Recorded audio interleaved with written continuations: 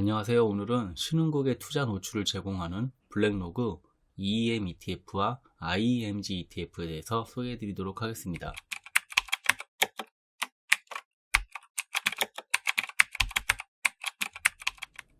EEM ETF는 블랙로그 상품으로 신흥국의 투자 노출을 제공하는 ETF입니다. 검토일 기준 45일 평균 거래량이 약 3천만 건으로 미국에 상장된 ETF 중 거래량으로 보면 상위에 위치한 상품입니다. IEMG ETF 역시 블랙로그 상품이며 신흥국의 투자 노출을 제공하는 ETF입니다. 하지만 IEMG는 EEM보다 낮은 운용 보수와 많은 구성 종목을 가지고 있어 이 두 가지 상품을 비교해 볼까 합니다. MSCI ESG 등급과 점수입니다. 두 상품 모두 등급은 트리플 B이며 점수는 EEM은 4.97, IEMG는 4.75로 그렇게 큰 차이는 나지 않습니다. ETF 기본 정보입니다. EEM과 IEMG 모두 블랙로그에서 운영하고 있으며 상장일은 EEM은 2003년, IEMG는 2012년입니다. 검토일은 2021년 8월 4일로 검토일 기준 EEM은 약 52달러, IEMG는 약 63달러였습니다. EEM은 운용보수는 0.7이며 IEMG의 운용보수는 0.11입니다. 관리 중인 자산은 EEM은 약 30빌리언 달러, IEMG는 약 79빌리언 달러입니다. 평균 스프레드는 두 상품 모두 0.02이며 45일 평균 거래량은 EEM은 약 3천만 건, IEMG는 약 850만 건입니다. 베타 계수는 검토일 기준 EEM은 1이며 IEMG는 0.97입니다. 분배금 수익률은 EEM은 1년 1.38, IEMG는 1년 1.78이며 추종 인덱스는 서로 다른 인덱스를 사용하고 있습니다. 관리 종목 수는 EEM은 약 1227종목, IEMG는 약 2560종목입니다.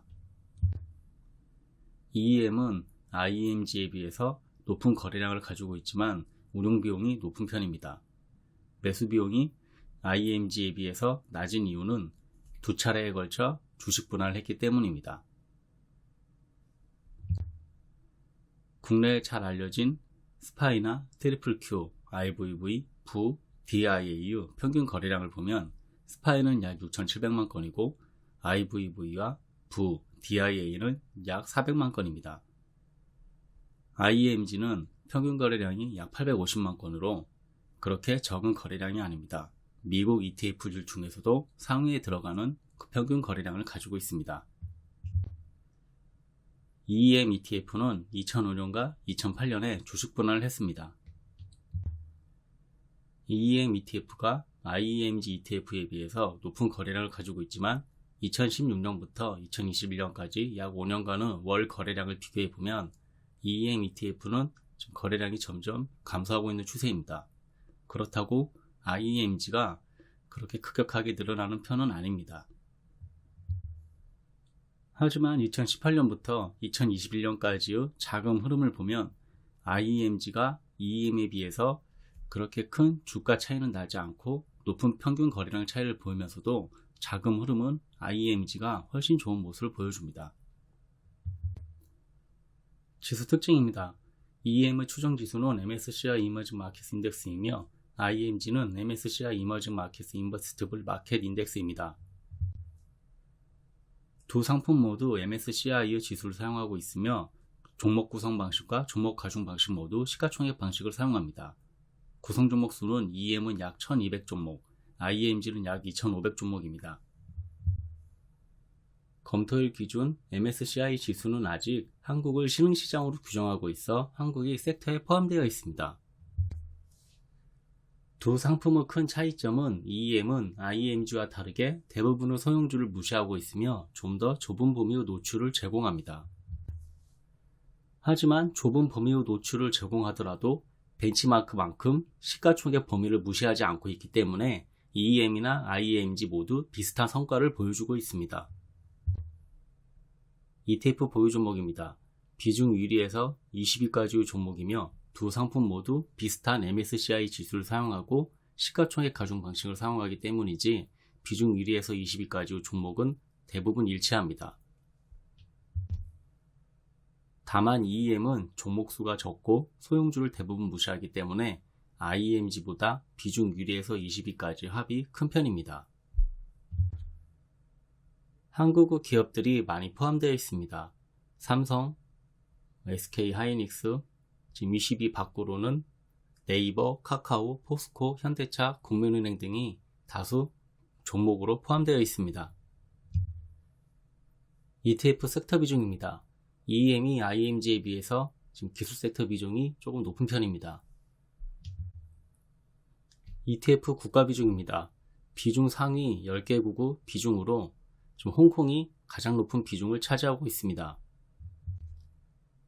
ETF 상품 성향입니다. 모두 대형 혼합으로 분류됩니다. EM이 IMG에 비해서 대형주 비율이 훨씬 높고 소형주와 극소형주 비율이 IMG에 비해서 낮은 편입니다. 위험성 및 벤치마크 비교입니다. EM과 IMG는 같은 벤치마크 지수를 사용하고 있으며 IMG는 EM보다 좋은 성과를 보였습니다. ETF 수익률입니다. EM과 IMG 그리고 미국의 3대 지수 ETF들과의 검토일 기준 약 2년 정도의 주가 그래프입니다. EM과 IMG 모두 스파이와 비슷한 수익률을 보이다 최근 많이 하락한 모습입니다. 후행 수익률 표입니다. IMG는 아직 상장된 지 10년이 안 됐기 때문에 10년 수익률은 나오지 않았습니다.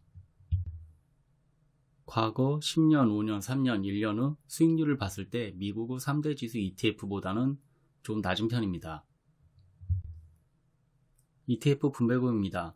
두 상품 모두 분배금을 지급하고 있으며 2015년부터 2020년까지의 지급률을 봤을 때 IMG가 평균적으로 조금 높은 지급률을 보였습니다. IMF의 세계 경제 성장률 전망을 보면 신흥국이 대체적으로 선진국보다 높은 성장률을 보였습니다. 하지만 과거의 수익률을 보면 미국의 3대 지수 ETF인 스파이나 DIA, QQQ보다 그 수익률이 좋지 못한 편입니다. 그렇다고 EM이나 IMG가 나쁜 상품은 아닙니다. 지금 평균 거래량에서 보듯이 상당히 높은 거래량을 보이는 상품들입니다. 국내에서는 그렇게 인기가 있는 편은 아니지만 포트폴리오 구성 측면에서 신흥국으로의 노출을 제공할 수 있기 때문에 미국 내에서는 어느 정도 거래량을 가져가고 있는 상품들입니다. 투자하시는 방향이나 목적에 맞게 상품을 선택하시는 게 중요할 것 같습니다. 감사합니다.